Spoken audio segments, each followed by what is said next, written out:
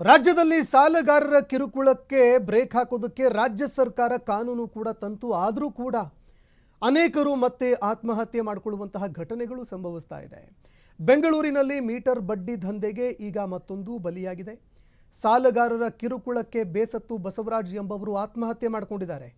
Basaveshwara Nagar police ಠಾಣಾ ವ್ಯಾಪ್ತಿಯಲ್ಲಿ ಘಟನೆ ಸಂಭವಿಸಿದೆ. ಮಹೇಂದ್ರ ಎಂಬಾತ 50,000 ಸಾಲ ಪಡ್ಕೊಂಡಿದ್ರು. ತಿಂಗಳಿಗೆ 10 ರಿಂದ 20,000 ಬಡ್ಡಿ ಕಟ್ಟಬೇಕು ಅಂತ ಟಾರ್ಚರ್ ಮೇಲೆ ಟಾರ್ಚರ್. ಸಾಲಕ್ಕೆ ಬಡ್ಡಿ ಕಟ್ಟಿದ್ರೂ ಕೂಡ ಮತ್ತೆ ಹಣ ಕಟ್ಟಬೇಕು ಅಂತ ಮೇಲಿಂದ ಮೇಲೆ ಕಿರುಕುಳ.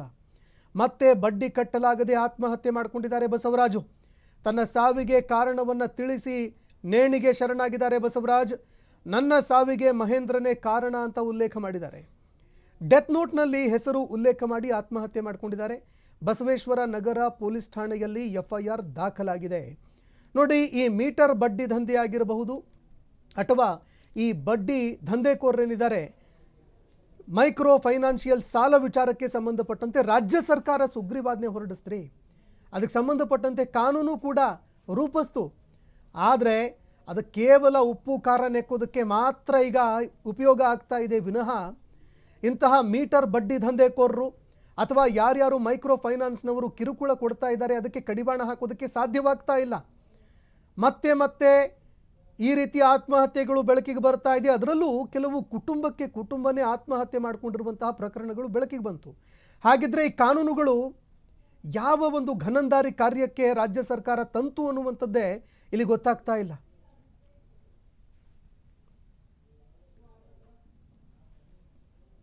ನಿನ್ನ ಹೆಸರೇನಪ್ಪ?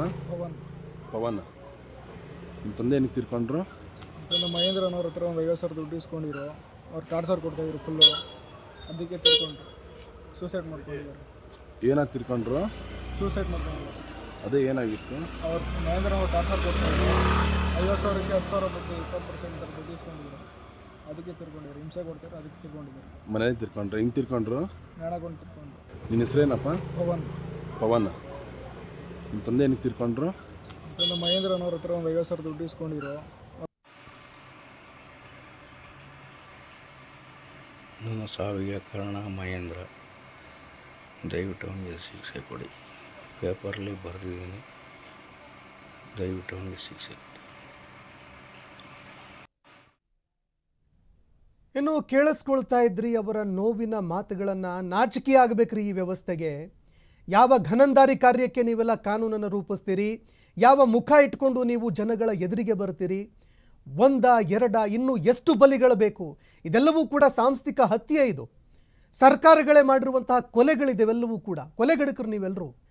ಕಾನೂನು ರೂಪಿಸಿದ್ರಿ, ಸುಗ್ರೀವಾಜ್ಞೆಯನ್ನು ಕೂಡ ತಂದ್ರಿ. ಇದೆಲ್ಲದರ ಹೊರತಾಗಿಯೂ ಕೂಡ ಇನ್ನೂ ಜನಸಾಮಾನ್ಯರು ಆತ್ಮಹತ್ಯೆ ಮಾಡ್ಕೊಳ್ತಾ ಇದ್ದಾರೆ ಅಂತಂದ ಮೇಲೆ ಯಾವ ಘನಂದಾರಿ ಕಾರ್ಯಕ್ಕೆ ಇದೆಲ್ಲವೂ ಕೂಡ ಅನ್ನೋ ಪ್ರಶ್ನೆ ಇಲ್ಲಿ ಎದುರಾಗುತ್ತೆ. ನೋಡಿ, ಆತನ ಫೋಟೋ ಕೂಡ ಹಾಕಿದ್ದೀವಿ ನಾವು. ಮಹೇಂದ್ರ ಅನ್ನುವಂತಹ ವ್ಯಕ್ತಿ ಏನಿದ್ದಾನೆ, ಈತನಿಂದ ಸಾಲ ಪಡ್ಕೊಂಡಿದ್ರಂತೆ.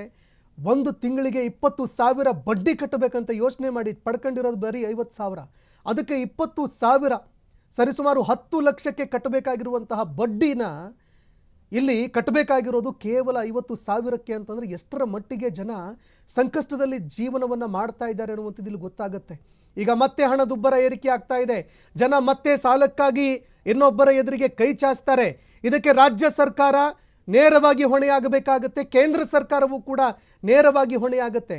ನೀವುಗಳು ಇವರ ರಕ್ಷಣೆಗೆ ಎದುರಾಗಬೇಕು, ಕಾನೂನುಗಳನ್ನು ರೂಪಿಸಬೇಕು ಅಂತ ನಿಮ್ಮಗಳನ್ನು ಆಯ್ಕೆ ಮಾಡಿ ಈ ದೇಶದಲ್ಲಿ ರಾಜರ ಸ್ಥಾನಕ್ಕೆ ಕೂರಿಸ್ಬಿಟ್ಟಿದ್ದಾರೆ ಜನ.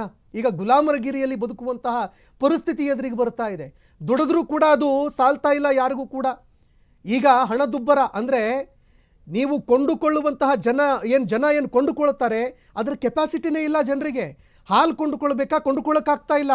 ಮೊಸರು, ತುಪ್ಪ, ಮಜ್ಜಿಗೆ ಇದನ್ನು ಕೂಡ ಕೊಂಡುಕೊಳ್ಳದೇ ಇರುವಂತಹ ಸ್ಥಿತಿಗೆ ಜನ ಹೋಗ್ತಾ ಇದ್ದಾರೆ. ಅಂದರೆ ಜನರ ಲಿವಿಂಗ್ ಸ್ಟ್ಯಾಂಡರ್ಡ್ ಬಿಡಿ, ನೀವು ಬದುಕೋದಕ್ಕೂ ಆಗ್ತಾ ಇಲ್ಲ ಜನರಿಗೆ. ನಾಚಿಕೆ ಆಗಬೇಕು ಈ ವ್ಯವಸ್ಥೆಗೆ.